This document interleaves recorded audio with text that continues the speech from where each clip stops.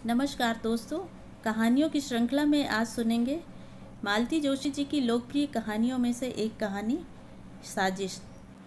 पूरे घर में एक तनाव सा व्याप्त है। कल पम्मी की फिर चिट्ठी आई है और जैसा कि हमेशा होता आया है, पूरा घर भीतर ही भीतर हिल उठा है। बाबूजी लगातार छत पर चहलकदमी कर रहे हैं। अम्मा रसोई में बैठकर आंसू बहा रही हैं। सोहन तो पढ़ाई का बहाना लेकर दोस्त के यहाँ निकल गया है। खाने के वक्त भी उसने शक्ल नहीं दिखाई। निम्मी अलग मुंह फुलाए पढ़ने के कमरे में बैठी है। बच्चे टुकुर टुकुर जिस तिस का मुंह ताक रहे हैं। सबसे ज़्यादा संत्रस्त और परेशान हैं मोहन और शीला। संकोच के मारे बेचारे अपने से ही आंख चुरा रहे हैं। दोनों ने जैसे अपने होंठ सी लिए हैं। डरते हैं कि कहीं कोई ऐसी वैसी बात मुंह से न निकल जाए जो बारूद के ढेर में चिंगारी का काम करे। वैसे ही वे दोनों हमेशा से कटघरे में खड़े हैं। घर में अच्छा बुरा जो होता है उन्हीं के सिर जाता है। पम्मी की जब भी चिट्ठी आती है, दोनों पति पत्नी अपराध बोध से ग्रस्त हो जाते हैं, क्योंकि उस चिट्ठी की पहली प्रतिक्रिया अम्मा पर होती है। वे बड़बड़ाना शुरू कर देती हैं। इनके लिए तो बहन भार हो गई थी, बस ठाव देखा न ठिकाना, झोंक दी भट्टी में। अम्मा को तो बस कुछ ना कुछ कहते रहना है। उनकी इन्हीं बातों से तंग आकर वे लोग निम्मी के वक्त थोड़ा सुस्त हो गए हैं। तो अम्मा बाबूजी 100 बार सुना चुके हैं। दो दो भाई हैं, पर किस काम के। मज़े से हाथ पर हाथ धरे बैठे हैं। कल को लड़की किसी का हाथ पकड़कर भाग जाएगी, तब अकल ठिकाने आएगी। परेशान है मोहन शीला, किसी करवट उन्हें चैन नहीं है। और अब फिर पम्मी की चिट्ठी आई है। अब इस घर में मेरा निवाह नहीं हो सकता। आप लोग मुझे आकर लिवा जाइए, नहीं तो मैं कुछ खाकर सो रहूँगी। पम्मी का यह नाटक पिछले 4 वर्षों से चल रहा है। 5 साल के वैवाहिक जीवन में मुश्किल से 1 साल शांति से गुजरा होगा। पता नहीं कब क्या हो जाता है और वह अपनी लड़की को गोद में उठाकर यहाँ चली आती है। शुरू शुरू में तो सब उसे हाथों हाथ लेते थे, सबको उससे सहानुभूति भी थी। अब बाबूजी खुद जाकर 2-4 बार समधी जी से बेटी के किए अनकिए अपराधों की माफ़ी भी मांग आए। 2-4 बार दामाद को घर बुलाकर समझाया बुझाया गया, पर हर बार कोई क्या करे। अब तो खींच सी होने लगी है। पम्मी जब भी घर आती है, घर का बना बनाया रूटीन तहस नहस हो जाता है। बजट की तो धज्जियाँ उड़ जाती हैं। शीला तो उन दिनों अपने सारे अरमानों की भावनाओं की गठरी बनाकर मन के एक कोने में पटक देती है, क्योंकि और सब लोग तो अपने अपने काम से बाहर निकल जाते हैं, पर पम्मी की दर्द भरी दास्तान और अम्मा के ताने उसी के हिस्से में आते हैं। यह तो वह किसी तरह सह जाती है, पर जब उसके फूल से बच्चे उपेक्षा का शिकार होने लगते हैं तो उसका खून खौल जाता है। उनके कपड़े, खिलौने, यहाँ तक कि दूध में भी पम्मी की मुनमुन का हिस्सा निकालना पड़ता है। दिन भर दादा दादी की डांट पड़ती है सो अलग। दुखियारी बेटी के लिए अम्मा उन दिनों कुछ ज़्यादा ही तरल हो जाती हैं। आए दिन घर में स्त्री पकवान बनने लगते हैं। अम्मा रोज़ पम्मी को लेकर रिश्तेदारों के यहाँ निकल जाती हैं और रिक्शे तांगे के ढेर सा रुपया फूंक डालती हैं। पम्मी का मन बहलाने के लिए निम्मी को ठेल ठाल कर उसके साथ सिनेमा या पार्क भेज देती हैं। इन सब कार्यक्रमों के लिए शीला को ही तो पैसे देने पड़ते हैं, और वह भी खुशी खुशी, नहीं तो अम्मा का पारा चढ़ जाता है। बजट के गड़बड़ाते ही सारी व्यवस्था चरमराने लगती है। हर कोई एक दूसरे पर खींच उतारने लगता है। आरोपों प्रत्यारोपों का एक दर्दनाक सिलसिला शुरू हो जाता है। घर जैसे नर्क बन जाता है। तब ऊब कर पम्मी कहती है, यही सब सहना था तो मैं अपने घर में क्या बुरी थी। सारा घर जैसे सांस रोके इसी क्षण की प्रतीक्षा में जीता है। बाबूजी फौरन उसकी बात को उठा लेते हैं और तैयारी का आदेश जारी करते हैं। फिर ढेर सारे साज सामान के साथ भाई लोग उसे ससुराल छोड़कर आते हैं। यह विदाई भी कम जानलेवा नहीं होती। घर की मामूली सी आय में एक बड़ा सा छेद कर जाती है। कई ज़रूरी खर्च, जैसे अम्मा की चप्पल, बाबूजी का टॉनिक, सोहन का स्वेटर या निम्मी का सूट, अगली किसी शुभ घड़ी के लिए टल जाते हैं। फिर भी सब लोग राहत की, संतोष की सांस लेते हैं।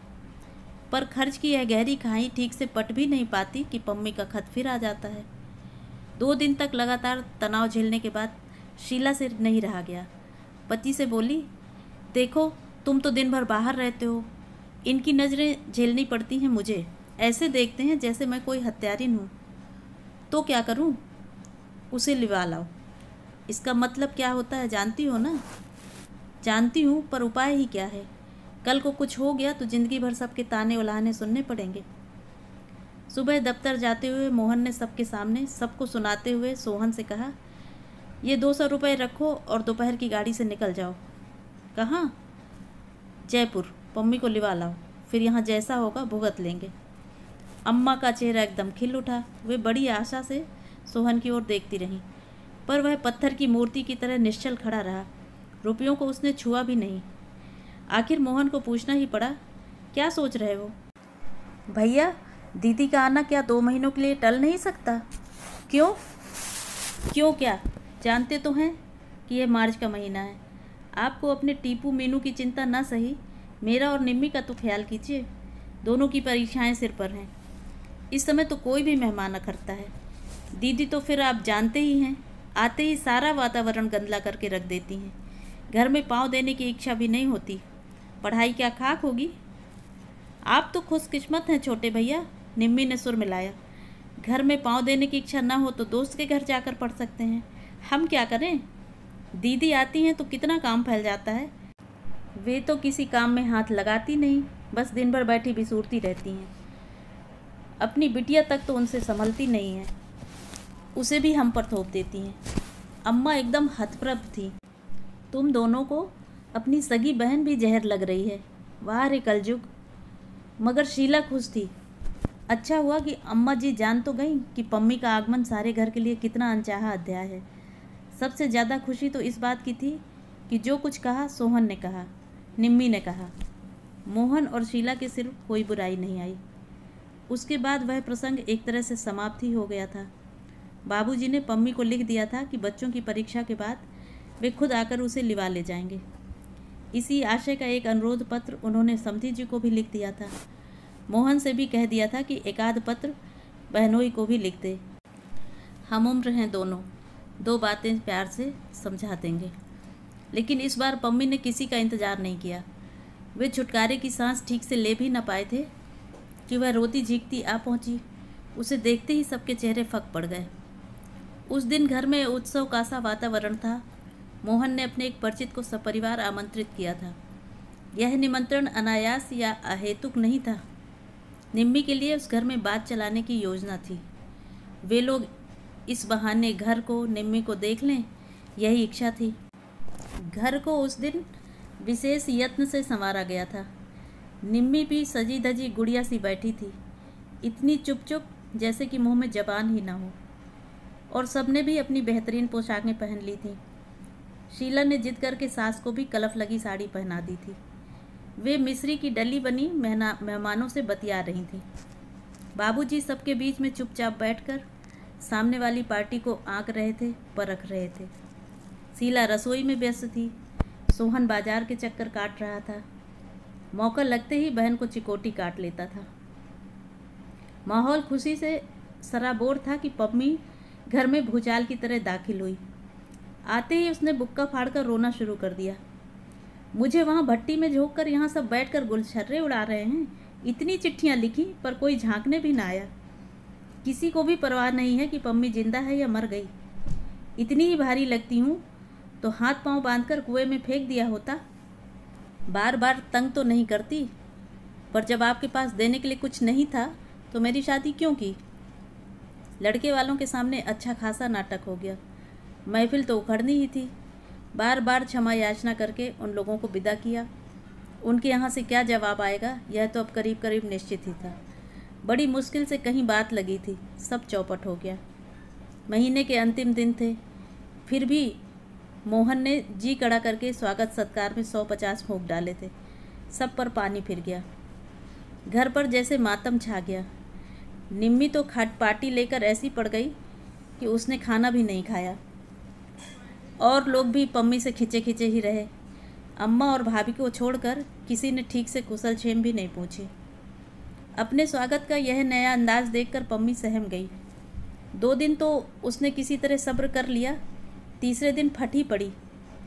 लगता है किसी को मेरा आना अच्छा नहीं लगा। पहले से जानती तो यहाँ आती ही क्यों? अपमान ही सहना है तो अपने घर सहूँगी। घर में नहीं निभेगी तो कहीं नौकरी कर लूँगी।